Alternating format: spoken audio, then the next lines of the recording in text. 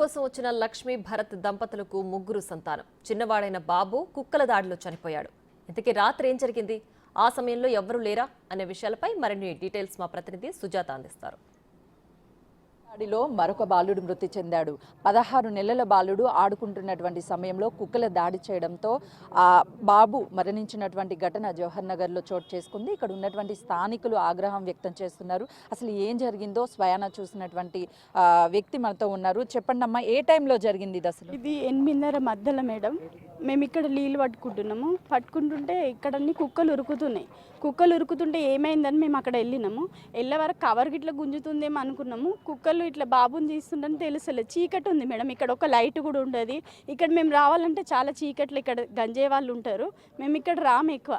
అట్లా అని తిరిగి పోయే వరకు మొత్తం అన్ని కుక్కలు అన్నీ ఉన్నాయి.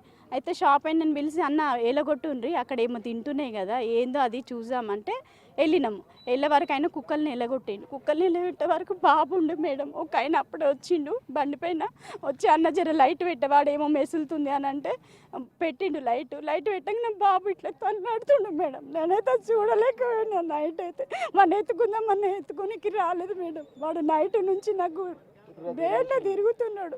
నాకు నిద్ర కూడా పట్టలేదు మేడం.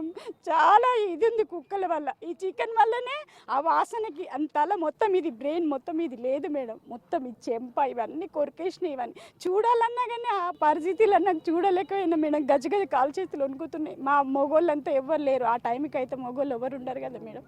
ఇట్లా అయితే ఎట్లా మేడం చెప్పండి. మేము కుక్కలకి కానీ అది వీటికైతే ఇది చేయలేము కదా మేడం చెప్పండి.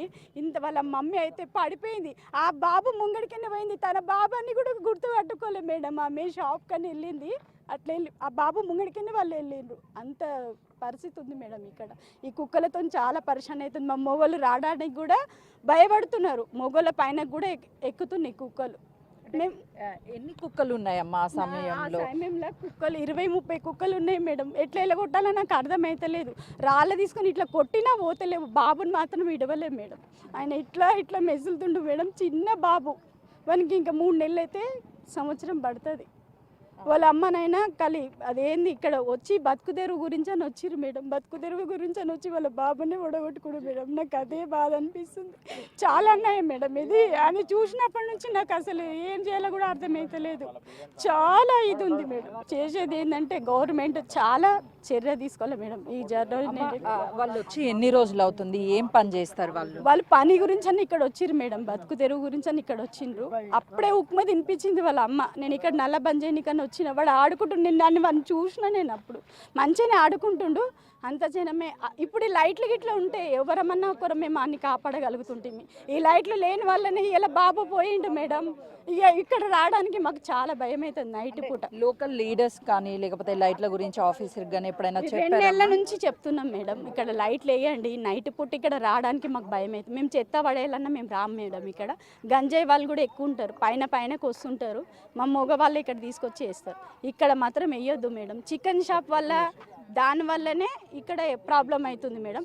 చికెన్ షాప్ వాళ్ళు ఇక్కడ మొత్తం వేయొద్దు. ఆ డస్ట్ మొత్తం ఇక్కడ పడేయద్దు. ఆ బాబుని ఒక నైట్ పీకినే చూడు కుక్కలు. అంత బాధ అనిపిస్తుంది నాకైతే. రేపు మాకు కూడా జరగచ్చు కదా. ఆ బాబు మా బాబు లెక్కనే. ఇప్పుడు నాకు అట్లా ఇదవుతుంది. వాళ్ళ అమ్మ ఎంత ఇదవుతుండొచ్చు మేడం. 2 తర్వాత పుట్టిండు బాబు. ఆ పిల్లకి జ్వరం వచ్చింది. పిల్లలకి 2 పిల్లలకి.